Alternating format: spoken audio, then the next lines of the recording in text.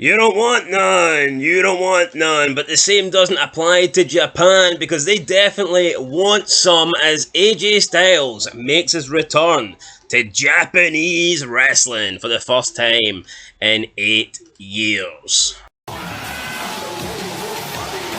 Exactly where she wants her.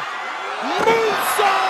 Welcome back, guys, to Fog Wrestling, and welcome back AJ Styles to Japan, as this weekend he was one of two WWE stars that made their return to the wrestling ring over in the East. WWE stars AJ Styles and Io Sky made their Japanese wrestling return, as it looks like the TNA and NXT relationship, that little invasion there, that little partnership, isn't the only thing going on right now. WWE continuing to build relationships with other promotions, and AJ Styles seems to be a fan of this. He isn't a fan of the gay community, but he seems to be a fan of Japanese wrestling, and he seems to like this new deal. So before his match, he says the following, quote, "I think this is showing the Triple H era of what WWE is all about.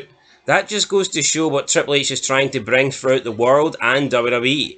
Whether it be in Noah or somewhere else, having the opportunity to wrestle there is big for everybody, and it just shows how we were willing and able to work together so that we can all make pro wrestling as big as we possibly can." End of quote.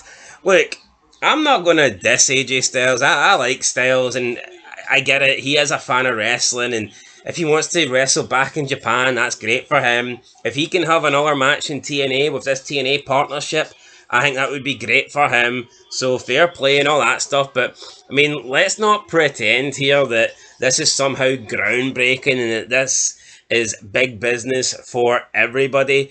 It's bigger business. It's bigger business for the companies that are below WWE, and that's every single wrestling company in the world. When wrestling was at its peak, McMahon didn't need to try and send guys to Japan to try and get good working relationships.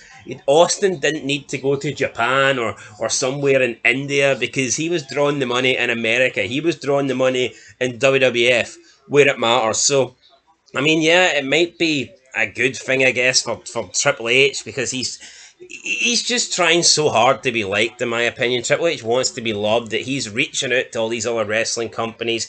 He's wanting to work together. I mean, that was never really McMahon's motive. McMahon didn't really care about working together. McMahon was working to make WWF number one, to make WWF the king of the wrestling world. Plus, AJ Styles there spoke about making pro wrestling as big as we possibly can. McMahon, time and time again, said he was in the sports entertainment business and not the professional wrestling business. Vincent Kennedy McMahon was all about making money. Triple H is all about making friends by the looks of it. And I think it's actually embarrassing. You can just see throughout WWE that Triple H just caters to the marks. He caters, even backstage. Oh, it's a whole better working environment. It's all one big happy family. I don't think it should be like that. Why should it be a happy family? People should be thriving to get to the top. It should be cutthroat. It should you want people that are motivated and people that are willing to fight against each other to be number one. This isn't a team game. This isn't the Kansas City Chiefs trying to win the Super Bowl. No. This is the people should be. It frustrates me. You can't view it as but a like real... Triple H said about 10 years ago, they're not interested in creating stars. They're interested now in the brand, and that's what. The way that the wrestlers react and the way that WWE pushes themselves now, you can tell that is 100% true.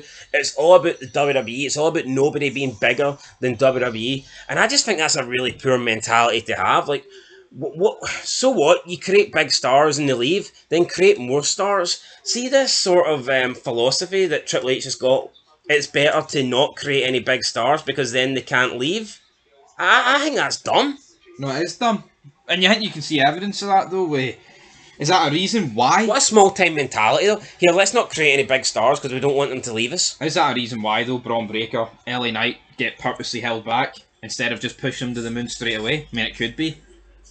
I can't really think of another reason why they would hold these people back. But, I mean, that is so negative. It's better to have people trying to push to be their best and they're British, and for the company to succeed that way rather than this happy family rhetoric. Because look at the past with the Monday Night Wars.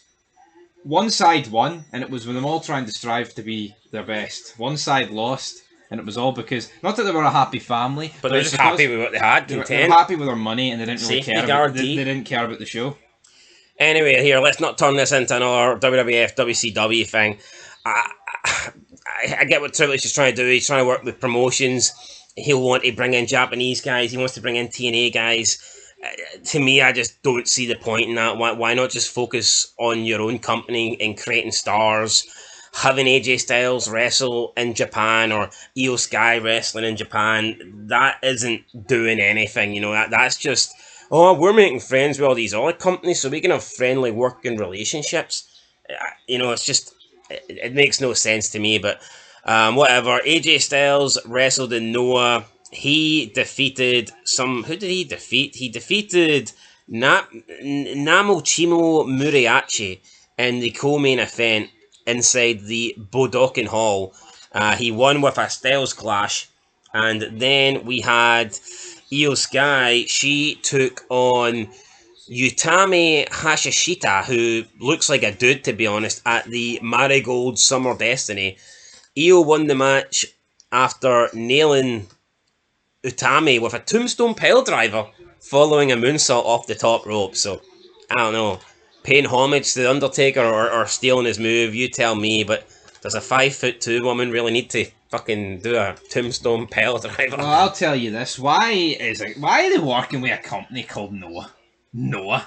I mean, come on, what are we doing here? Well, but no, I don't get right. What did WWE possibly get out of this? It's a working Let's say Noah send their best guys. That doesn't do shit because AEW have hired the best fucking guys from Japan. They've hired Okada. And what's Okada doing? Nothing. Okada's doing fuck all. So how does this relationship work? No, is it because Tony Khan's did that and Triple H? It's just Triple H. I think it's Triple H just been a mark. How's this best for business? So let's say they do get. Let's say that Noah send their two best Japanese guys to. Yeah, the fanboys might freak out. Oh, 5-star match. What does it? Well, you're all realistically to the American audience and to the Western audience, the audience that matters at the end of the day, because WWE is an American company.